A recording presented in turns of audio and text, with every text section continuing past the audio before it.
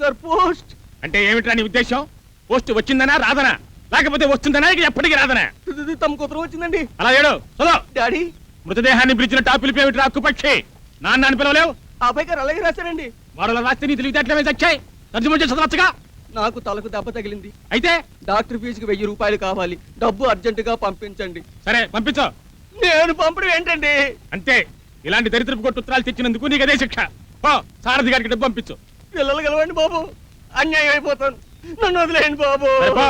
ఇంకెప్పుడు ఇలాంటి ఉత్తరాలు తేకో. ఎరా భూషిగా, నా అంతట నేను మాట్లాడేదాకా నాతో మాట్లాడొద్దంటే అలా పలకరిస్తుందేమిటి?